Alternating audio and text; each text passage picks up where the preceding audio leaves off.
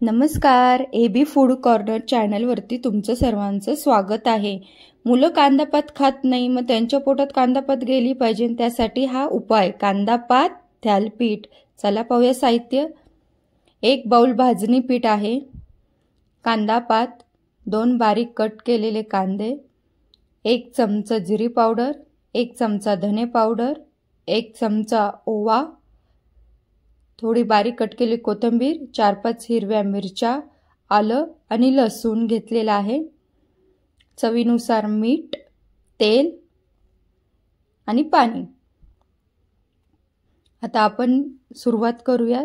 प्रथम आपण हिरवी मिरची आलं लसूणची पेस्ट करून घेऊया। नंतर एका भांड्यामध्ये पीठ काढून घेऊया।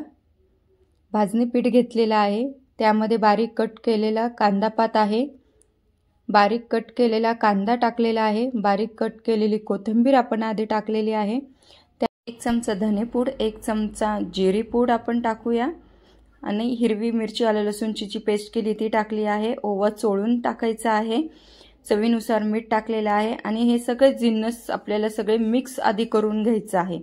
मिक्स करून झालं की त्यामध्ये थोडं थोडं पाणी घालून आपल्याला पीठ मळून घ्यायचं आहे, सैलसर पीठ मळून घ्यायचं आहे। मी नंतर परातीत काढून घेतलं आहे कारण जेणेकरून छान असं पीठ मळता येतं। आता थोडा हाताला तेल लावलं आहे, पुन्हा पीठ मळून घ्यायचं आहे जेणेकरून ते चिकट चिकट होऊ नये। सैलसर असं पीठ मळून घेतलेलं आहे, तुम्ही पाहू शकता। आता आपण पोलपट घेतलेला आहे, त्यावरती सुती कापड मी ओलं करून घेतलेला आहे, त्यावर थोडंसं पाण्याचा शिंतोडा दिलेला आहे। एक पिठाचा गोळा ओला हात करून घ्यायचा आहे जेणेकरून ते चिटकत नाही आणि छान असं थापता येतो। आधी मी मधून मधून थापून घेतलेला आहे, नंतर कडेकडेने थापत जायचं आहे, कडे पातळ करून घ्यायचे, त्याला होल पाडून घ्यायचे आहेत कारण भाजताना ते छान असं भाजलं जातं होल पाडले की।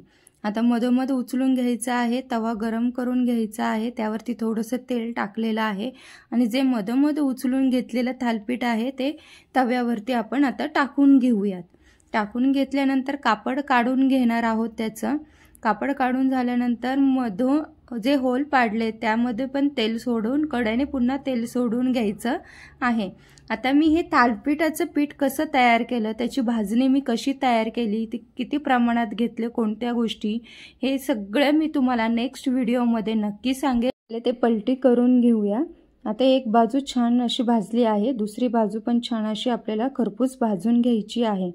आता आपण थालीपीठ फक्त मी कांद्याचे पात घालून केले आहे, तसंच मी कधी कधी भोपळा किसून घालते, गाजर किसून घालते, नाहीतर कोबीची सुद्धा छान लागतात करून। मी ह्या गोष्टी पण तुम्हाला नेक्स्ट व्हिडिओमध्ये दाखवेन। आता छान असं आपलं थालीपीठ भाजत आलेलं आहे, छान तेल सोडून दोन्ही बाजूनी खरपूस असं थालीपीठ भाजून घ्यायचं आहे। मुलं काही भाज्या खात नाही, त्यासाठी काही उपाय आपल्याला करावेच लागतात। नवीन नवीन आयडिया यूज करून मुलांच्या पोटात आपल्या भाज्या गेल्या पाहिजे। थालीपीठ भाजलं आहे, आता मी काढून घेतलेलं आहे, तुम्ही पाहू शकता छान असे थालीपीठ आपले तयार झाले। रेसिपी कशी वाटली कमेंट करून नक्की सांगा, लाईक करा, सबस्क्राईब करायला विसरू नका। धन्यवाद।